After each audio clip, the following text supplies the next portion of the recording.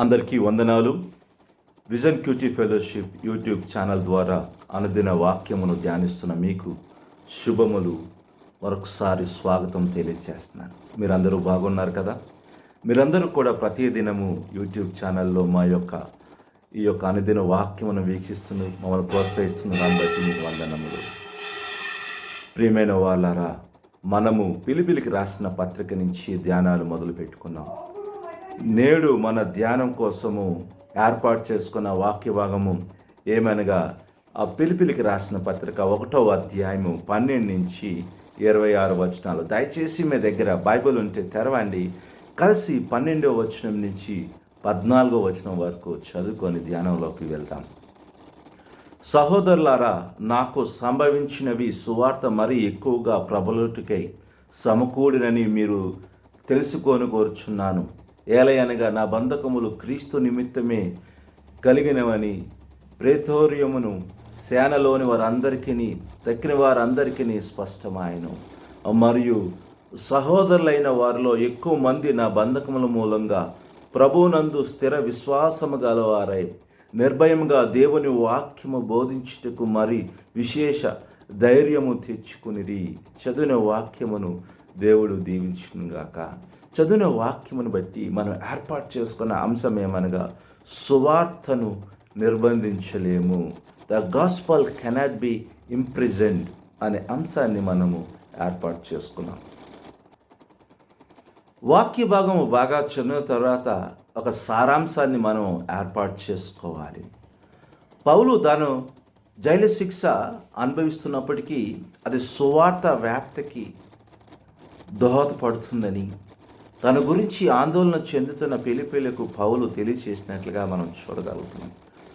అతను విడుదల చేయబడతాడని నమ్మకంగా ఉన్నప్పటికీ ఆయన జైల్లో ఉన్నాడా లేదా బయట ఉన్నాడా లేదా అతను జీవించి ఉన్నాడా లేదా చనిపోయాడా అనేది పట్టింపు లేదని పౌలు చెప్పినట్లుగా మనం చూడగలుగుతున్నాం. తన పరిస్థితి ఏమైనప్పటికీ క్రీస్తు తన శరీరములో మహిమపరచబడతాడని అతను ప్రధానంగా ఆలోచించాడు.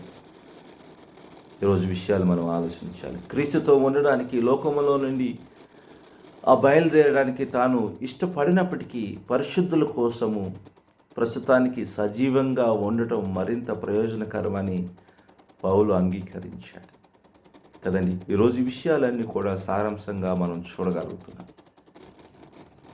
ఈ వాక్య భాగమును ఇంకా మనం లోతుగా ధ్యానం చేసినప్పుడు దేవుడు మనకు నేర్పే పాఠమును గ్రహించడానికి వీలు కలుగుతుంది కదండి. 12 నుంచి 18 వచనాలు. ఒక సువార్తికుడిగా పౌలు ఆనందానికి ఏకైక కారణం లేదా ఒక మూలము క్రీస్తు సువార్తను వ్యాప్తి చేయడమే. క్రీస్తు సువార్తను ఈ లోకంలో తెలియచేయడమే. అదే ఏకైక మూలము, అదే ఏకైక కారణం కదండి.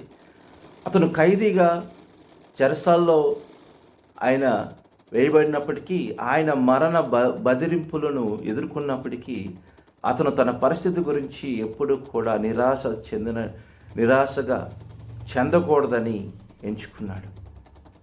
దానికి బదులుగా తన పరిస్థితులను బట్టి తన సహోదరులు మరియు సహోదరులను మరింత ధైర్యంగా ఉండాలని, ధైర్యంతో క్రీస్తును బోధించడానికి ఆ యొక్క పరిస్థితులు ఆయనకి ధైర్యం ఇచ్చాయని ఆయన సంతోషించాడు. ప్రియమైన వాళ్ళ విషయాలన్నీ కూడా పౌలు జీవితంలో నుంచి మనం నేర్చుకోవాల్సిన మంచి లక్షణాలు. తక్షణము మరియు చిన్న సమస్యలను పరిష్కరించకుండా మరియు వాటి ద్వారా దేవుడు సాధిస్తున్న చాలా గొప్ప విషయాలను పట్టించుకోకుండా మనం జాగ్రత్త పడాలి. మనకి చాలా విషయాలు మన జీవితంలో ఉన్నప్పటికీ అవి దేవుడు ఏ విషయంలో మనకు అనుగ్రహించాడో లేదా వాటి ద్వారా దేవుడు ఏం చేయబోతున్నాడో, ఏం జరిగిస్తున్నాడో వాటి విషయమై మనము ఆలోచన చేయాలి. పౌలు చెరసాల్లో ఉన్నప్పుడు అవన్నీ పట్టించుకోకుండా ఆ యొక్క పరిస్థితిని బట్టి తన సువార్తను ఇంకా ధైర్యంగా ప్రకటించడానికి అవి దోహదపడ్డాయి అనే విషయం మీదనే ఆలోచించాడు. కనుక ఈరోజు నేను ఈ విషయాన్ని ఆలోచించాలి. మనకు కలిగేవన్నీ కూడా దేవుని మహిమార్థమే, దేవుని కొరకే అనే విషయాన్ని మనం ఎప్పుడైతే అర్థం చేసుకుంటామో మనం మరింత ధైర్యం కలిగి దేవుని కోసం పనిచేయడానికి వీలు కలుగుతుంది. ప్రియమైన వాళ్ళ ఆలోచించేద్దాం. ఈ వాక్య భాగమును ఇంకా మనం లోతుగా ధ్యానం చేసినప్పుడు ముఖ్యంగా 19 నుంచి 26 వచనాలు, సిగ్గుపడని జీవితం గడపడం ద్వారా యేసుక్రీస్తును మహిమపరచాలన్నది పౌలు యొక్క నిరీక్షణ, పౌలు యొక్క ఉద్దేశం. సువార్త కోసము బలిదానము మరియు నిరంతరము ఆయన కోసం జీవించడం ద్వారా రెండు సువార్త యొక్క ఉద్దేశాన్ని తెలియజేస్తాయి కదండి. ఈ విషయాన్ని మనం ఆలోచన చేయాలి. క్రీస్తు మళ్ళీ తిరిగి లేచినందున మరణము యొక్క నిరాశకు లేదా వైఫల్యానికి కారణం కాదు, నిరాశకు మరియు వైఫల్యానికి కారణం కాదు కదండి. ఈరోజు విషయాన్ని మనం ఆలోచించాలి. పౌలు యొక్క విశ్వాసము బాధలను కూడా తన ప్రధాన విషయంగా పరిగణించేలా అతనికి ఎలా సహాయం చేసిందో మనము ఆలోచించుకుందాం కదండి. పౌలు యొక్క విశ్వాసము బాధలను కూడా ఒక ప్రధాన విషయము కాదని ఆయనను ఆలోచింపజేసింది. ప్రియమైన వాళ్ళరా, మనము విశ్వాసంలో ఎంత బలంగా ఉంటే మన సమస్యలను, మనకున్నవన్నీ కూడా చిన్నవిగా కనబడతాయి కదండి. ఎప్పుడైతే దేవుని యొక్క పునరుత్థానమును యందు మనం బలంగా ఉంటామో మనకు కలిగే ప్రతి సమస్యను కూడా ఒక చిన్న విషయంగా మనం చూడగలుగుతాం. ఎందుకంటే దేవుడే మనకు నిరీక్షణ, దేవుడే మనకి గొప్ప ఆదరణకర్త. కనుక ఈరోజు నీవు నేను ఆలోచన చేద్దాం, విశ్వాసంలో బలంగా ఉందాం.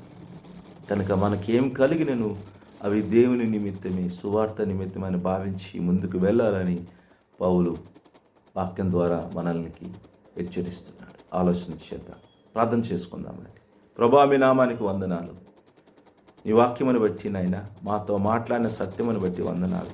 వాక్యం పెట్టిన ప్రతి బిడ్డను మీరు దీవించండి, ఆస్వాదించండి. ప్రతి బిడ్డను మీరే వాక్యములో ప్రభా తండ్రి ముందుకు నడిపించమని యేసుక్రీస్తు నామములో ప్రార్థన చేసి వేడుకుంటున్నాం తండ్రి, ఆమేన్. ప్రియమైన వారలారా, ఇప్పటి వరకు దేవుని వాక్యమును ఓపికగా విన్నారు. దాన్ని బట్టి మీ అందరికీ వందనాలు. మీ అనుభవాలను మాతో పంచుకోవాలని ఆశపడుతున్నట్లయితే మమ్మల్ని సంప్రదించి దేవుని కృప మీకు ఎల్లప్పుడూ తోడైండును గాక. ఆమేన్.